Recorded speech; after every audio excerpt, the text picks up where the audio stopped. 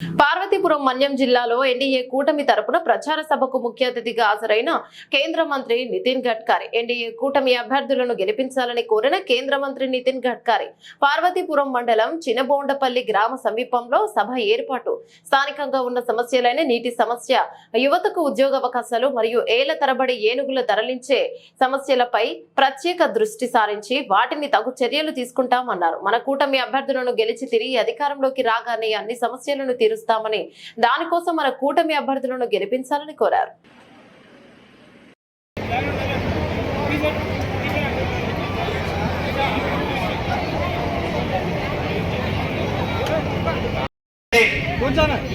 ఇప్పుడు 5 సంవత్సరాల్లో మనకి ఏం జరిగిందంటే ఒక్కొక్కరి తలపైన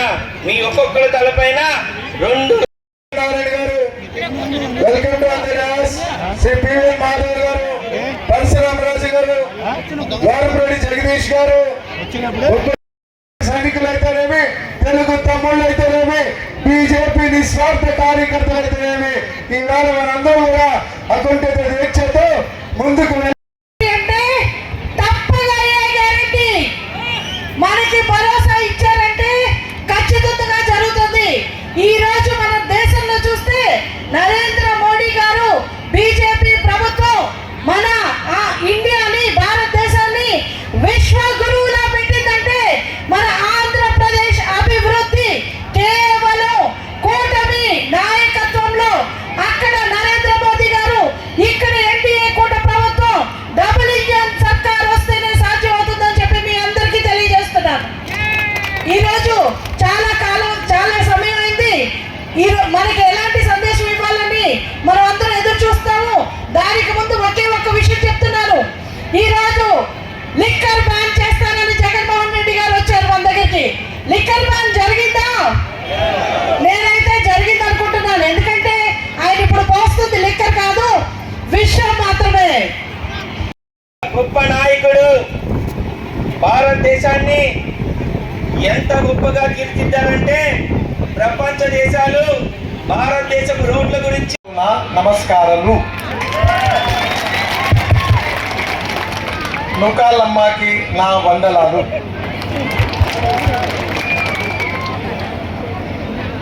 My dear friends, it is really a great pleasure and pride for me to interact with you. మీ అందరితోటి నేను ఈరోజు కలవడం నా అదృష్టంగా భావిస్తున్నాను. When I got opportunity to understand the problem of your area, the basic problem is water. మీ కష్టాన్ని నేను తెలుసుకోవడానికి ముందు తెలుసుకున్న విషయం ఏంటంటే మీకు మంచినీళ్ళు లేవు ఇక్కడ అన్నది తెలుసుకున్నాను.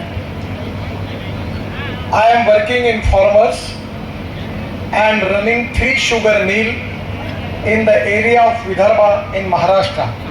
విదర్భలో నేను రైతుల కోసం పనిచేస్తాను. 3 షుగర్ మిల్స్ రన్ చేస్తున్నాను. చేయడం జరిగింది. Actually the project cost was 60,000 crore and 4 times I visit on the site of Polavaram when Chandrababu was the chief minister of Andhra Pradesh. 60,000 రూపాయలతోటి మేము పోలవరం ప్రాజెక్టు శాంక్షన్ చేశాము. 4 సార్లు నేను ప్రాజెక్ట్ సైట్ చంద్రబాబు నాయుడు గారు ముఖ్యమంత్రి ఉండగా నేను అక్కడికి సందర్శించడం జరిగింది. But I am really unhappy that because of the politics in the state, still the Polavaram is not completed. రాజకీయాల కారణంగా ఈ రోజుకి పోలవరం పూర్తి కాకపోవడం నాకు చాలా బాధనిస్తుంది. Actually at that time the 1300 TMC of water in Godavari is going to the sea. It is a wastage. At that time I planned 3 schemes and that scheme was taking water of Godavari into Krishna into Pennar and Pennar into Kaveri and taking tail end of Tamil Nadu, we can resolve the water problem in the whole South India. ఆ రోజు మేము 1300 TMC నీరు సముద్రంలో కలిసిపోతుందని చెప్పి 3 ప్రాజెక్టులు మేము దానికి sanction చేశాము. గోదావరి నీరు కృష్ణాలోకి, అలాగే పెన్నాలోకి, అలాగే కావేరీలోకి తీసుకువెళ్ళి తమిళనాడులో కూడా వాటర్ డిస్ప్యూట్ రిజాల్వ్ చేయడానికి, ఇక్కడి నుంచి నీరు మళ్లించడానికి మేము ప్రాజెక్ట్స్ చేయడం జరిగింది. it is really a great mistake, planning mistake.